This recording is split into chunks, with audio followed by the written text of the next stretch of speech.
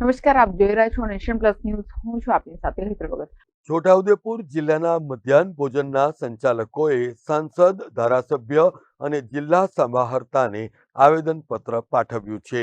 છોટાઉદેપુર જિલ્લાના મધ્યાહન ભોજન યોજનાના સંચાલકો છોટાઉદેપુર નગરમાં આવેલ બાગ ખાતે ભેગા થયા હતા, જ્યાંથી તેઓએ મહારેલી યોજીને છોટાઉદેપુર જિલ્લા સેવા સદન ખાતે નિવાસી અધિક કલેક્ટરને આવેદનપત્ર પાઠવ્યું હતું. ગુજરાત રાજ્ય મધ્યાહન ભોજન પીએમ પોષણ કર્મચારી પ્રતિનિધિ કન્વીનર તરીકે આઉટસોર્સ માનદ વેતન ધારક ના રાજ્ય કક્ષાના કન્વીનર તરીકે વીરાપીઠા ચેતરિયા દેવભૂમિ દ્વારકાથી હું આવું છું. મારું નામ વીરાપીઠા ચેતરિયા છે અને અત્યારના સરકારશ્રીની જે પોલિસી છે, અમારો કર્મચારી 37 વર્ષથી જે ફરજ બજાવે છે અને ગ્રામ્ય કક્ષાએ કોઈ જાતનો કુપોષણ નથી. અત્યારે અનુસૂચિત જાતિ, અનુસૂચિત જનજાતિ, ઓબીસી ને આર્થિક પછાત જાતિના બાળકો સરકારી સ્કૂલમાં ભણે છે અને જે જગ્યાએ એનજીઓકરણ છે ત્યાં કુપોષણનો રેશિયો વધારે છે.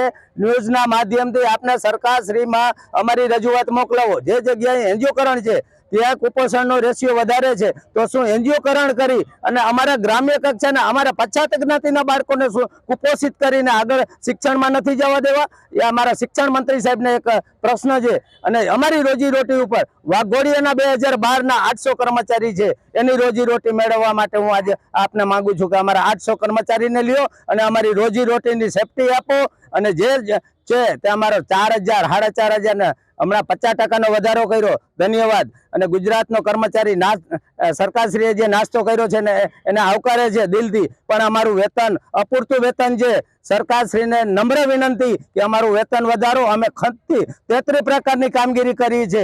હજી સ્ટેટ ગવર્મેન્ટ યાર સેન્ટ્રલ ગવર્મેન્ટ જે કામગીરી કહેશે અમે દિલથી કરશું, પણ અમારા નજીવા વેતનની અંદર આવું વેતન ગુજરાતની અંદર કોઈ જગ્યાએ નથી. અમારો વેતન વધારો થાય અને અન્ય સંગઠનનો મીડિયાના માધ્યમથી અન્ય સંગઠનોનો હું સાથ સહકાર માંગુ છું કે અમારા કર્મચારી ભાઈઓની રોજીરોટી જાય છે.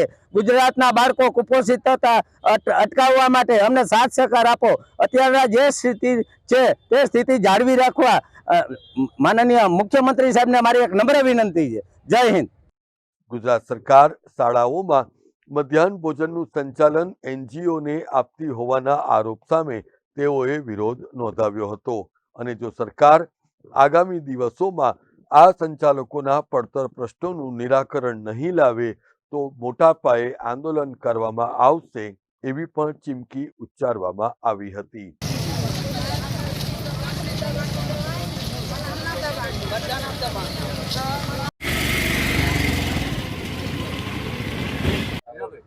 છોટાઉદેપુર જિલ્લા પ્રમુખ તરીકે હું આજે તમને નિવેદન આપું છું કે અમારું મધ્યાહન ભોજનનું જે એક જગ્યાએ સેન્ટ્રલાઇઝેશન કિચન સેટ બનવા જઈ રહ્યું છે, એવી જે સરકારમાંથી અમને ખબર પડવામાં આવી, તો અમે એના વિરોધમાં આજે એક સરકારશ્રીને અમારું આવેદનપત્ર આપવા આવ્યા છે.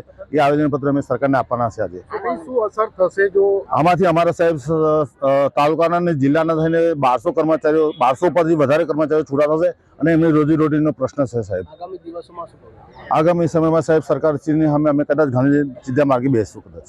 Rehan Patel, Nation Plus News, Chhota Udepur. સમાચારોના સતત અપડેટ મેળવવા માટે અમારી નેશન પ્લસ ન્યૂઝની યુટ્યુબ ચેનલને સબસ્ક્રાઇબ કરો, બેલ આઇકન દબાવો અને જોડાયેલા રહો ફેસબુક, ઇન્સ્ટાગ્રામ અને ટ્વિટર પર.